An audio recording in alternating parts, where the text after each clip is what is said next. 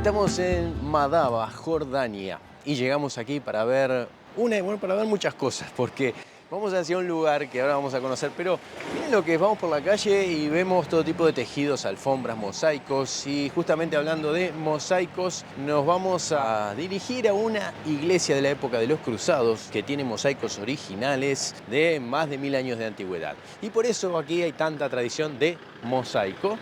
Bueno, hay tradición de muchas cosas, porque esta es una ciudad muy antigua, relacionada también con el pasaje de Moisés, el pueblo hebreo. Estamos muy cerca también de Amán, de la capital de Jordania, y es temprano en la mañana, como ven, las tiendas están empezando a abrir, a colocar las alfombras, a colocar los souvenirs también, porque aquí viene mucha gente de todas partes del mundo para conocer estos sitios. El lugar más famoso de Jordania es Petra, pero Jordania tiene mucho más. Yo recién estoy llegando y ya me está encantando este lugar. La verdad, los vestidos, las tradiciones, las comidas son espectaculares. Así que voy caminando por las calles de Madaba y quería mostrarles cómo es, más allá del sitio turístico en sí, que es esta iglesia de la época de los Cruzados. Muy lindo, me encantó Madaba y me está gustando mucho Jordania.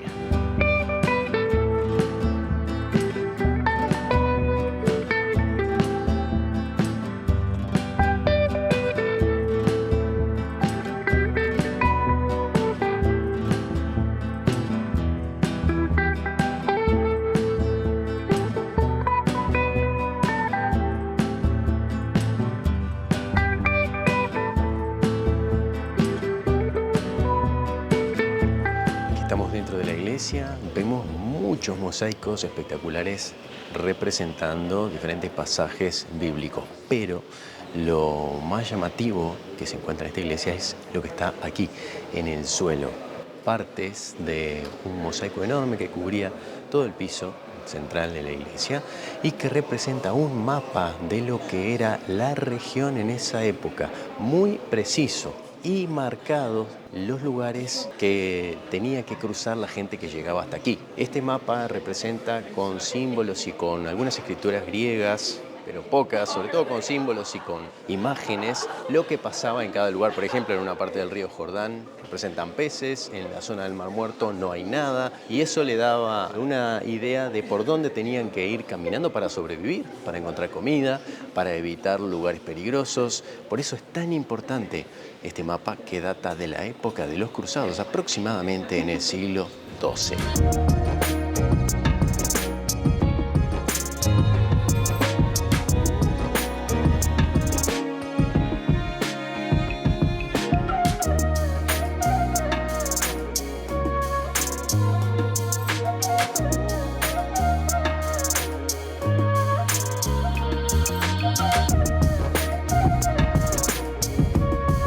Aquí vemos el mapa de la época de los Cruzados. Esto que está representado aquí es el río Jordán, y como vemos hay peces que están nadando alegremente, pero este está volviendo para atrás. ¿Por qué vuelve para atrás? Porque viene del Mar Muerto, y en el Mar Muerto hay tanta sal que no pueden vivir los peces. Esto representa entonces que hay que tener cuidado con este lugar. Pero en el Mar Muerto vemos dos barcos. ¿Qué cargan los barcos?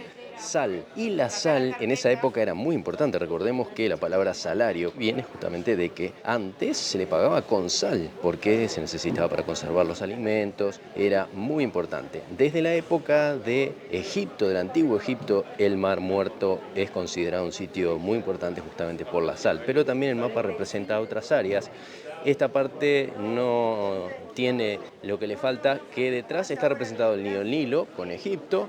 Luego aquí debajo la ciudad de Jerusalén con una inscripción en griego antiguo. O sea que todo esto es el mapa de Tierra Santa, guiando a los peregrinos, a las personas que venían a este lugar, para que lograran atravesar las montañas, el mar, el río, y marcaban las fortalezas, sobre todo las ciudades antiguas y los fuertes de los cruzados, que eran importantes para la defensa de esta tierra. Todo esto que vemos aquí era Palestina, no se conocía como Israel.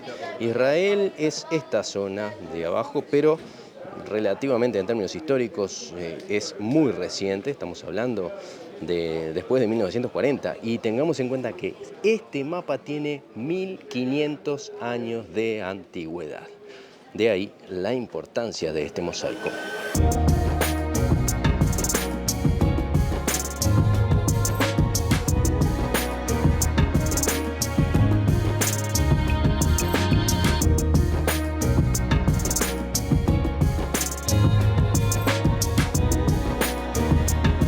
Este es un lugar significativo para la historia bíblica. Según se cuenta, en este lugar murió Moisés. Y la historia de Moisés viene desde la liberación del pueblo judío desde Egipto. Resulta que las 12 tribus de Israel fueron conducidas, según cuentan los antiguos escritos, por Moisés, atravesando toda esta zona para llegar a la tierra prometida, la tierra que le había prometido Dios. Según se cuenta, Moisés tuvo varios episodios. Uno, por ejemplo, es cuando las serpientes empiezan a morder a algunos de sus seguidores que no estaban tan convencidos. Bueno, eso según cuenta la Biblia. Entonces Moisés clava su bastón en el suelo y ese bastón se transforma en forma de serpiente y a partir de ahí el que lo toca es curado. Por eso vemos una representación del bastón de Moisés con forma de serpiente aquí, pero también por eso la farmacia lleva como símbolo una serpiente, justamente por la referencia bíblica del bastón de Moisés y cómo curaba a los enfermos.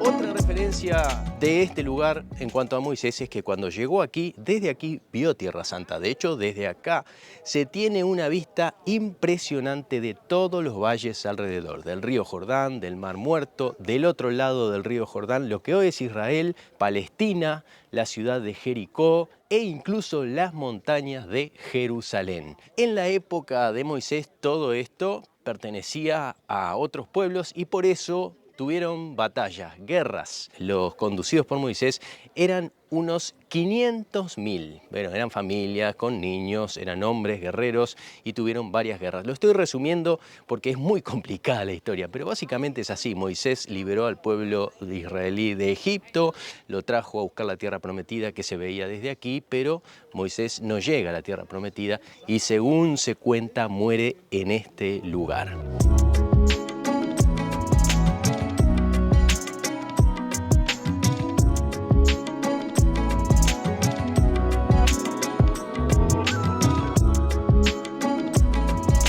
Otras historias hablan, por ejemplo, de que Moisés clava el bastón aquí nomás, cerca de donde estamos, y encuentra agua, porque estamos en una tierra desértica. Esos milagros, digamos, hacían que la gente lo siguiera. Claro, hay que tomar con referencias históricas estos hechos, porque, por ejemplo, algunas personas creen que es así, tal cual como se cuenta, que se transformó en una serpiente el bastón, que clavó y apareció agua, que se hicieron milagros. Otros piensan que son referencias a hechos concretos que podían llegar a ser que Moisés fue el que encontró el lugar en donde estaba el agua.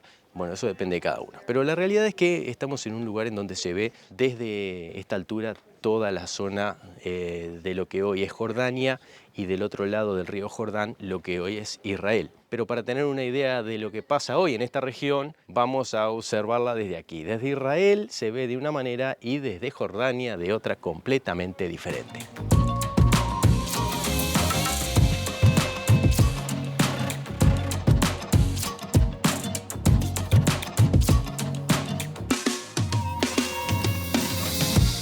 Y arriba del monte se construyó esta iglesia sobre una antigua. Vean, el suelo es original, conserva mosaicos que tienen más de 1000 años de antigüedad.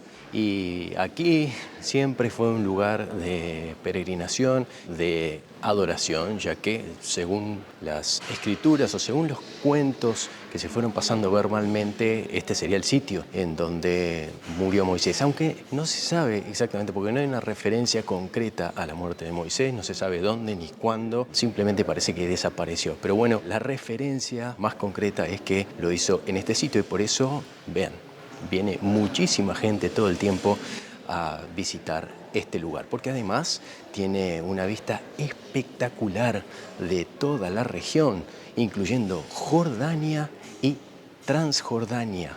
Es más, se ve hasta Cisjordania y ahora vamos a explicar por qué estos términos que fueron variando a lo largo del tiempo.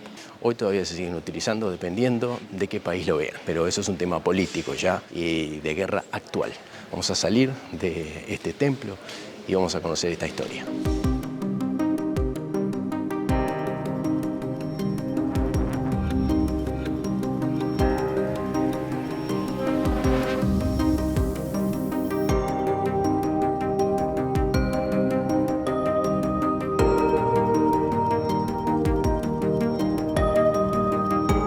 Estamos viendo Transjordania, lo que hoy es Jordania, y Cisjordania, que está del otro lado del río Jordán. El río Jordán apenas se ve, pero es lo que corre en el valle, allí abajo, y al fondo se ve el Mar Muerto. Hagamos un pequeño resumen histórico muy básico de esta zona. Más o menos hace unos 3000 años Moisés viene desde Egipto escapando junto con 500.000 de personas que eran familias, mujeres, niños, guerreros, buscando lo que ellos consideraban la tierra prometida, y al llegar a este lugar se encuentran con los amanitas, unas tribus que vivían en esta zona. De hecho, Amán, la capital de Jordania, tiene ese nombre por los amanitas. Empiezan a pelear, hay guerras, los judíos, los israelitas ganan en alguna de esas guerras, se instalan en esta zona y desde aquí Moisés ve hacia el otro lado lo que considera la tierra prometida. Moisés, según la leyenda, la historia, muere aquí exactamente en donde estoy parado, en este lugar. Pero estos territorios, en esa época, 3000 años más o menos, hacia el pasado, estaban ocupados, por un lado, por las tribus que vivían aquí, por otro lado, por las tribus de Israel, guiadas, según la tradición, por Moisés, y por otro lado, los filisteos, que eran los palestinos, básicamente estoy hablando, no vamos a los detalles, que estaban asentados en la zona del mar Mediterráneo. Ahí empiezan guerras y los hebreos, los judíos, contra las tribus locales, contra los filisteos. Luego pasa, vamos hacia adelante en el tiempo, están los romanos y luego pasa el Imperio Otomano. Al finalizar la Primera Guerra Mundial, el Imperio Otomano pierde y todos estos territorios son repartidos entre los ganadores, básicamente Francia e Inglaterra. En la Segunda Guerra Mundial, los ganadores igual se reparten más territorios, Francia e Inglaterra, y fijan fronteras arbitrarias. Le dan un pequeño territorio del otro lado del río Jordán para la creación del Estado de Israel. Recordemos, del río Jordán hacia allá era Cisjordania, del río Jordán hacia aquí era Transjordania. Todo era Jordania y Palestina. Desde la creación del Estado de Israel empiezan bastantes conflictos y en la década de 1960 el ejército israelita toma gran parte de Cisjordania, lo que es Palestina. Entonces ahí empiezan más conflictos, porque desde el lado jordano todo eso sigue siendo Cisjordania, sigue siendo Palestina. Desde la visión de Israel, ahora esos son los territorios ocupados por Israel desde la guerra de 1960, aproximadamente la década del 60. Así que tenemos visiones diferentes según del lado en que estemos, del río Jordán hacia allá o del río Jordán hacia aquí.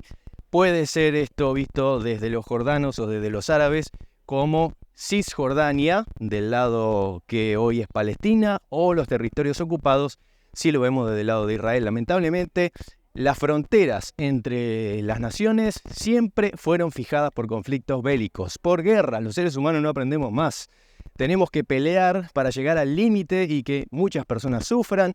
Familias enteras que quieren vivir en paz están metidas en este conflicto armado. Siempre, desde los comienzos de la historia de la humanidad, los hombres, los neandertales, el cromañón, cuando empezaron a encontrar las primeras herramientas, además de golpear cocos para comer, golpeaban cráneos para matar a sus adversarios.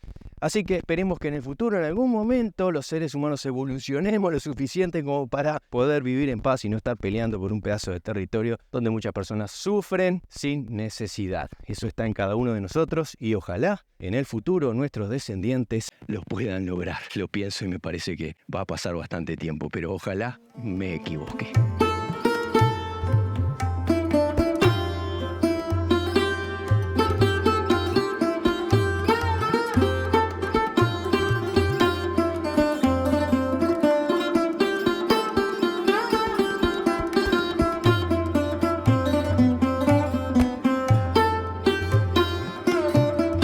La tradición milenaria del mosaico en este lugar se mantiene hasta hoy.